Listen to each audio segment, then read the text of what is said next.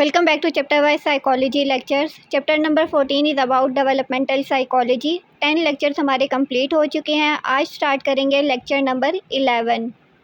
Topic of discussion है developmental irregularities और इसमें हम दो चीज़ें पढ़ेंगे कि जेनेटिक्स या हमारी जीन्स का बेबी पे क्या इफ़ेक्ट होता है, और सेकंड पॉइंट हम पढ़ेंगे कि इन्वायरमेंटल इन्फ्लुएंसेस क्या होते हैं. इन्वायरमेंट में ऐसे कौन कौन से फैक्टर्स होते हैं जो बेबी और मदर को अफेक्ट करते हैं. लास्ट लेक्चर्स अगर आपने अटेंड किए हों तो आपको जीन्स और इन्वायरमेंटल इन्फ्लुएंसेस के बारे में थोड़ा बहुत आइडिया हो गया होगा. हमने पढ़ा था कि हमारा इन्वायरमेंट और हमारा जीन्स हमारी जो पर्सनैलिटी है, हमारे बिहेवियर है, एटीट्यूड है, उस पर बहुत ज़्यादा अफेक्ट करता है. इसी तरह अगर बेबी की बात करें प्रीनेटल डेवलपमेंट में, तो वहाँ पे भी हमारा जीन्स और हमारा इन्वायरमेंट, ये दोनों जो है ना, वो बेबी की डेवलपमेंट में बहुत इम्पॉर्टेंट रोल प्ले करते हैं.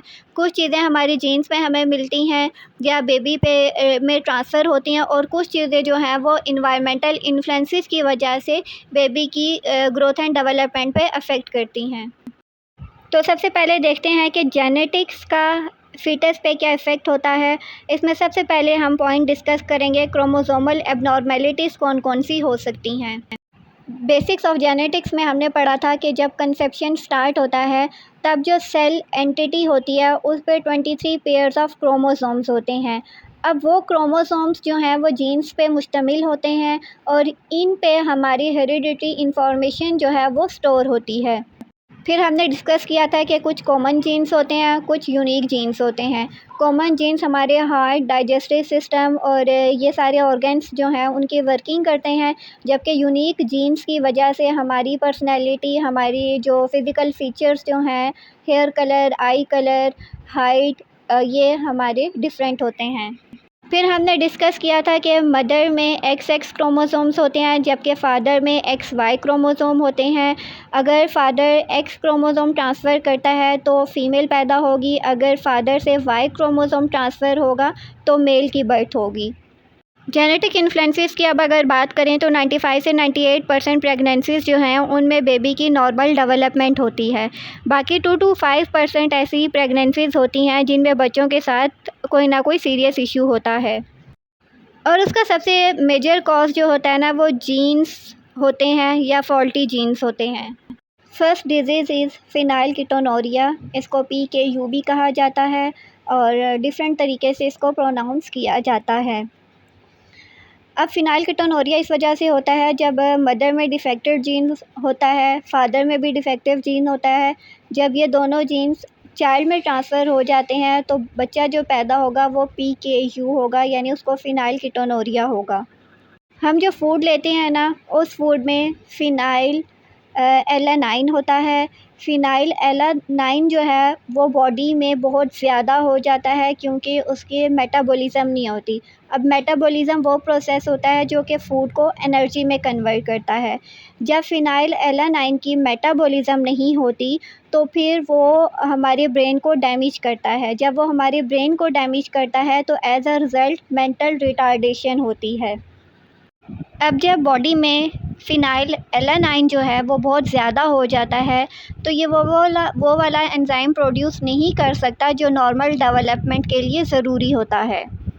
अगर ट्रीटमेंट की बात की जाए तो बच्चों को स्पेशल डाइट पे रख के फिनाइलकीटोनुरिया को कंट्रोल किया जा सकता है. अब कुछ फूड ऐसे होते हैं जिसमें फ़िनाइल एलानाइन जो है वो बहुत ज़्यादा एक्सेस अमाउंट में होता है, तो वो फूड हमें नहीं लेने चाहिए. उन फूड में आता है हमारे पास फ़िश, मीट, डेयरी प्रोडक्ट और एग्स वगैरह, ठीक है. नट्स भी इसमें आते हैं. तो ये प्रोडक्ट उस बच्चे को नहीं देते जिसको PKU डिसऑर्डर होता है. अब ऐसे कौन से वेजिटेबल्स हैं जिसमें फ़िनाइल एलानाइन नहीं होता, वो वेजिटेबल्स हमें लेने चाहिए, या उनमें फ़िनाइल एलानाइन कम अमाउंट में होता है क्योंकि हमने इसकी एक्सेस अमाउंट जो है उसको कंट्रोल करना होता है. तो उसमें हमें वेजिटेबल्स खाने चाहिए, फ्रूट्स हम लेंगे और शुगर्स का यूज़ करेंगे उस बच्चे के लिए जिसको PKU डिज़ीज़ होगी.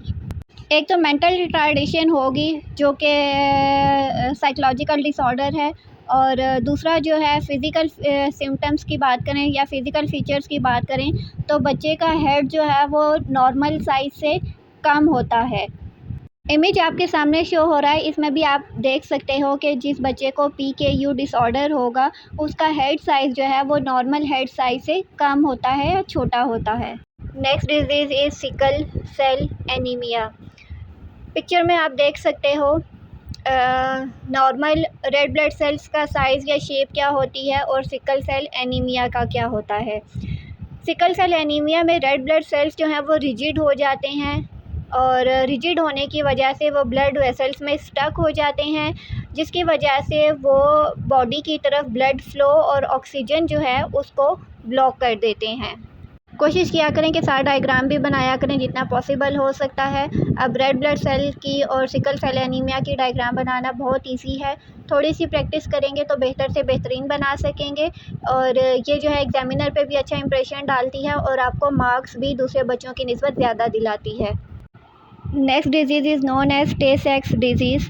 टे सेक्स डिज़ीज़ जिन बच्चों को होती है ना वो 3 से 4 साल की उम्र में मर जाते हैं, क्योंकि बॉडी जो है वो फ़ैट को ब्रेक डाउन नहीं कर सकती। जब बॉडी फ़ैट को ब्रेक डाउन नहीं कर सकती तो अमाउंट ऑफ़ ऑयल और एसिड्स जो हैं वो बॉडी में इंक्रीज़ हो जाते हैं। Next is down syndrome. Down syndrome में मदर जब बेबी कंसीव करती है तब ज़ाइगोट पे जो क्रोमोसोम्स बनते हैं या रिसीव्ड होते हैं वो नॉर्मली 46 होते हैं, लेकिन जिन बच्चों को डाउन सिंड्रोम होता है उनमें 47 क्रोमोसोम होते हैं। सिम्पटम्स की अगर बात की जाए तो फ्लैट नोज़ होती है उनकी, स्लैंटेड आइज़ होती हैं, शॉर्ट नेक होती है, small years, hands and feet होते हैं इस तरह से, और हाइट वगैरह भी जो है उनकी एवरेज नहीं होती।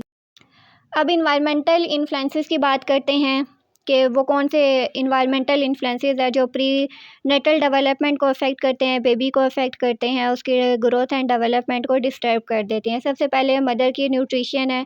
न्यूट्रिशन डाइट वगैरह जो है वो बहुत ज़्यादा इंपॉर्टेंट है। अगर मदर प्रॉपर डाइट नहीं लेगी तो उसके बेबीज़ जो हैं वो अंडर वेट होंगे, तो जब अंडर वेट बेबी होगा तो ज़ाहिर बात है उसको ज़्यादा डिज़ीज़ का सामना करना पड़ेगा।